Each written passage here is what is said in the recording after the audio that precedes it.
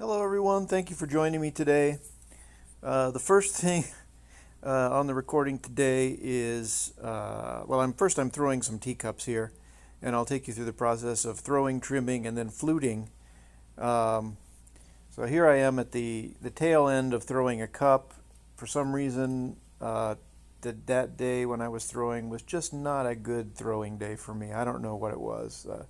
Dr. Evil stole my mojo or whatever, but it was not going well. And to top it off, this first cup getting trimmed off did not go well. And here it is coming up. This is how not to trim a cup off with a thread. Here we go. I've even put it in slow motion so you can see it. It's pretty painful to watch. Look at that on a perfect diagonal.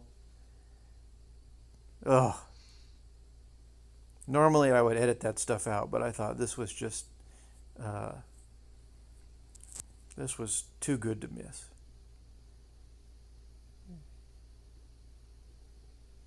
Now the top of the hump's uneven and has to be evened out. Oh well, that's life. Okay, here we go to where things started improving for me a little bit, although still I don't know what it was the morning that I took this, but I was not in the groove. Anyway, so I'm going through and I'm just trimming, or I'm throwing some not straight-sided cups, just slightly tapered cups. And I'm using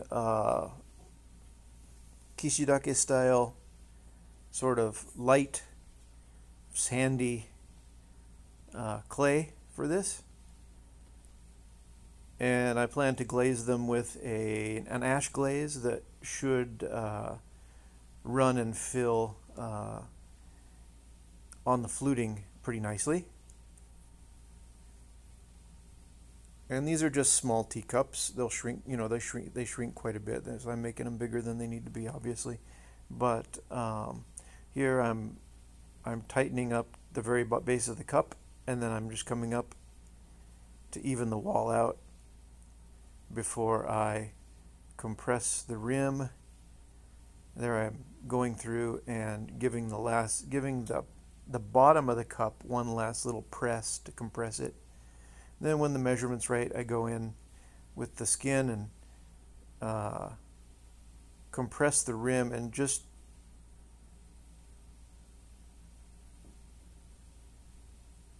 give it a little bit of an outward fold there at the end.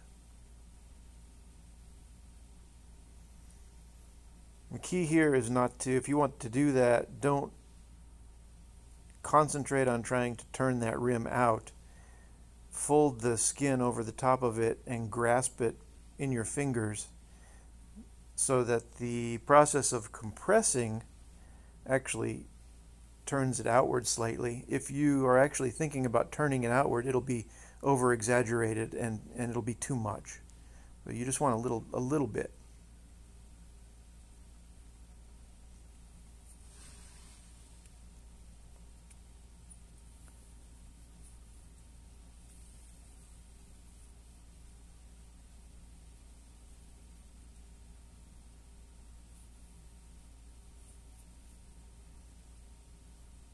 I wouldn't normally cone it up that high, but I'm trying to get it into the middle of the frame for the camera.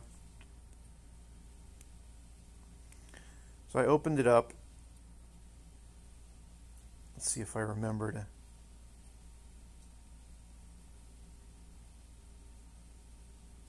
Okay, yeah, I'm going to collar in at the base a little bit. And the other day I'd forgotten to really establish this diameter of my feet, so that's something I'm trying to remember to do today. Is remember to taper off that diameter so there's not so much to cut at the end. I'm going to give it one or two pulls up to reach the depth, and then just bring it out sideways. Compressing the bottom first, bringing it straight out to the side against the fingers, and then up lightly against the thumb. There. They don't have to be absolutely straight-sided. It's nice if it has just a very slight swell outward. It tends to have a softer look if you do that. Although, admittedly, with these, since they're going to be fluted, it's not that important. There can be some unevenness there, and it mostly gets erased in the process of trimming those flutes at the end.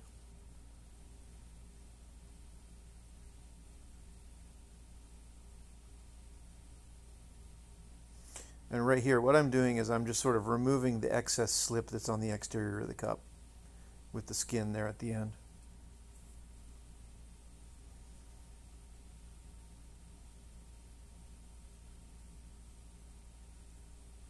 In this case, since I'm going to be doing fluting, I'm just hoping that they'll dry a little faster. So removing any of that excess slip on the exterior of the cup helps them dry a little faster for me.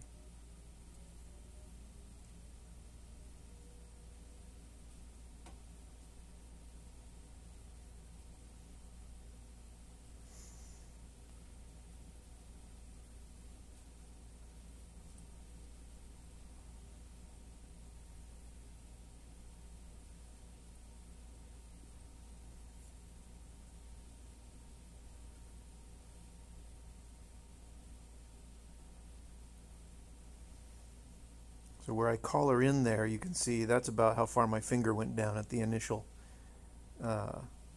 opening of the clay.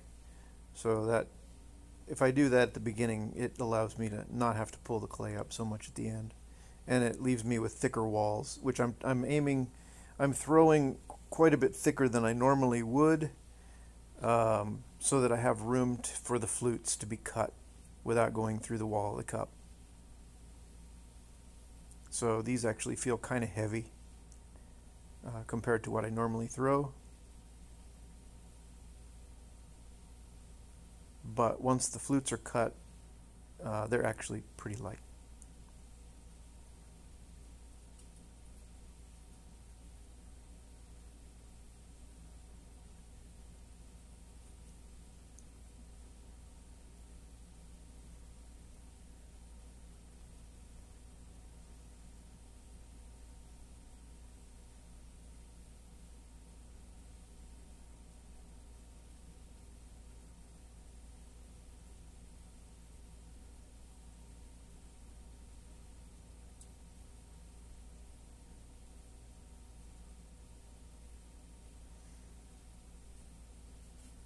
Sometimes I forget to clean the skin off before I apply it, and then it leaves this little line of slip on the inside of the lip. That's what I was wiping off there with my finger.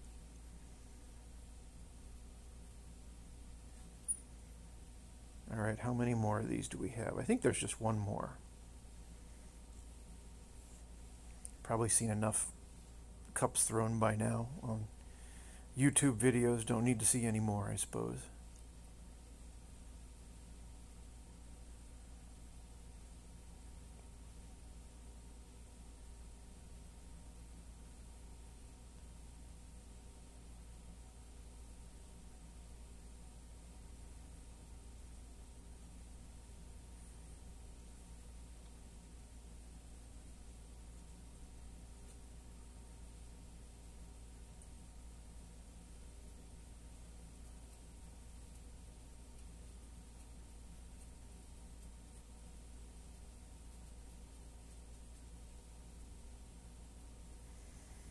So running the tool up the interior, that erases a lot of those finger lines, the throwing lines. Although it looks like here that there's a few left over, but normally it smooths that out pretty nicely, and also lets you adjust the profile of the cup. Compress the lip, always compress the lip at the end.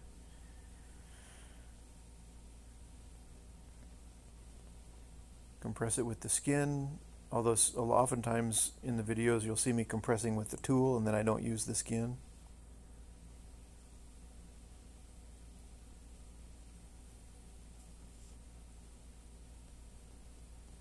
Alright, and that's it for the cups. I think I threw 26 or 28 or something of these. Alright, here we are shifting over to trimming.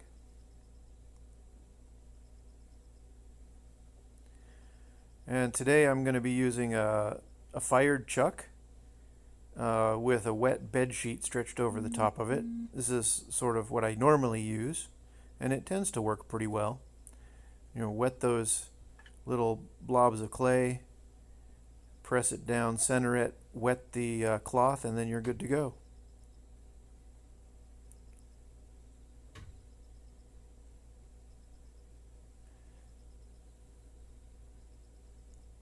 It's a little tiny bit wobbly, but normally I would let it go at that, but I think what I was thinking was, oh, today's the video, I have to do it right. So I think I got it as centered as I possibly could, although normally I'm not too picky about that. Since I trim with the wheel spinning pretty slowly, even if it's off center a little bit, it's easy to sort of adjust and keep up with your hands.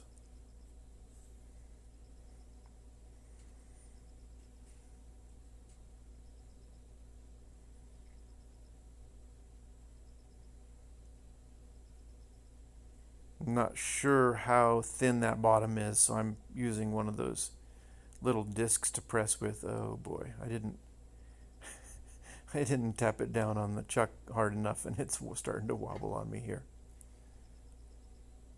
So it's a balance. When you use these chucks, the cloth helps it from causing damage to the cup on the interior, but in that respect, raw chucks work better, but to keep them from slipping. But in this case, yeah, it wasn't anything that couldn't be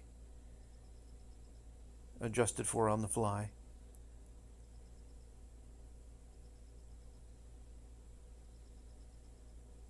So as you can see, the cup is not, the chuck is a little wide for the base of the cup, so the cup isn't fitting all the way down. The chuck is engaging the cup on somewhere on the sides towards the bottom, but it's not bottoming out, and that's why the cup slipped like it did in that last one.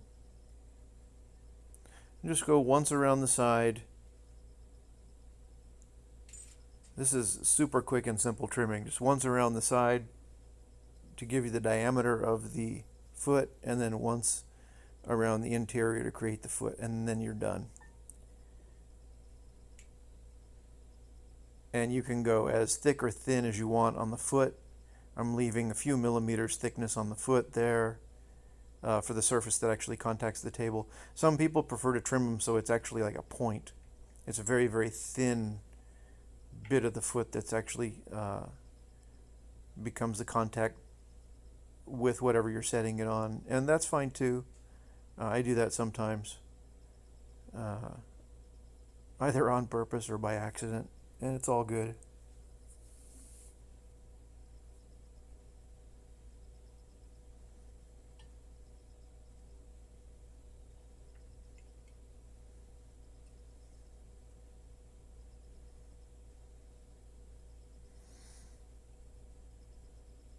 It's hard to tell from the video here, but this clay is actually giving some pretty nice fine sort of crinkled texture where it's trimmed, so I'm kind of looking forward to what that's going to look like after it's been fired. Here I switched to a bigger disc because I wanted something to give me a little more stability, so I have this bigger metal disc that I use.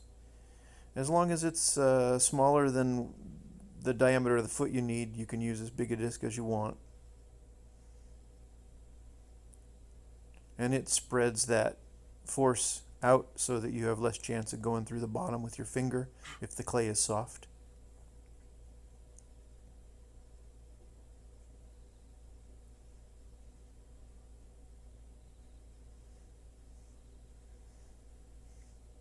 I like this process of trimming these types of cups this way because it feels like you're getting so much done so quickly.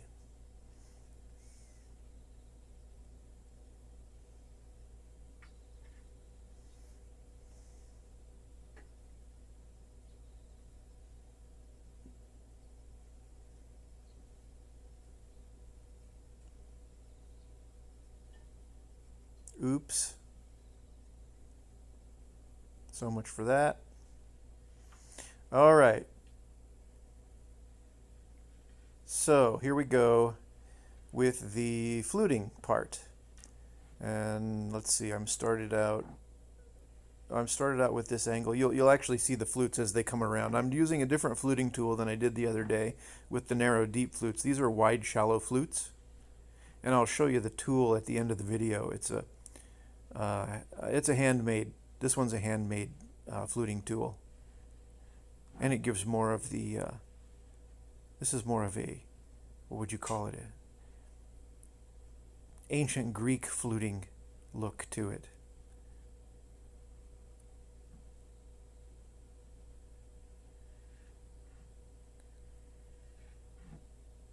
But it's the same thing as the other tool the other day, grasping the tool towards where it's cutting the cup and using one of the fingers to sort of gauge the depth and do the trimming. And I found that with this tool, and indeed the other tool as well, the key is not to move your hand so much when you're cutting these flutes, is rather than just trying to use movement of the wrist, I just set the tool in, lock my wrist and my fingers, and then pull my entire arm down from the shoulder. And I find the more I do that, the more even cuts I get.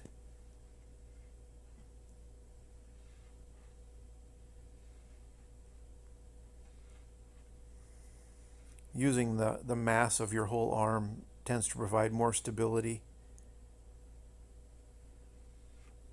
than just bending at the wrist or just with the fingers even.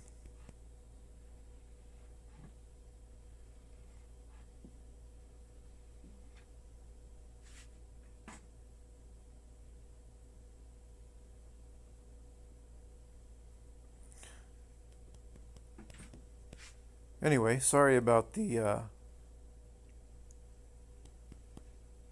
I wasn't expecting my face to be in this video, so I didn't shave this morning, so try to ignore the whiskers when they pop up.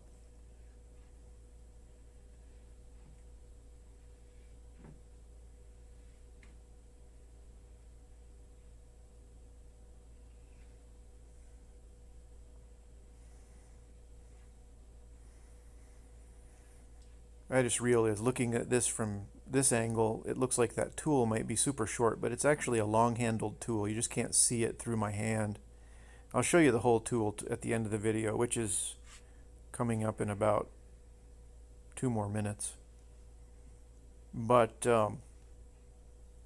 all this is, and I'll describe it now, since I don't think I'll have time to describe it at the end when I'm actually showing you the tool, but this is just like my other tool. It's just a strip of metal, a flat belt of metal, like pallet belting, that steel pallet belting.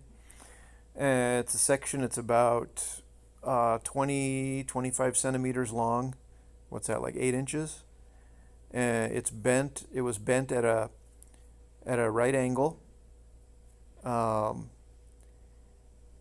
then I used a ball peen hammer, the round surface of a ball peen hammer, to hammer it out on an anvil, a little anvil actually. And the ball peen hammer, when you repeatedly strike it, there I'm counting pots. When you repeatedly strike it in one place, it deforms the metal, and so the metal becomes concave, and it creates a natural sort of cup. And then you sharpen the edges of that, and it becomes a really nice little tool for cutting these shallow curves. It's basically like a spoon with the edge sharpened. But it's like a spoon that's been bent at almost 90 degrees, or at 90 degrees from the handle, because that's easier to grasp. I used to have a tool that wasn't bent at an angle, and it was actually an old an apple coring tool, and it worked great, but it was difficult to hold, and so I used that idea to make this tool, but bent at 90 degrees, which makes it a heck of a lot easier to grasp and gives you a lot more leverage when you're cutting.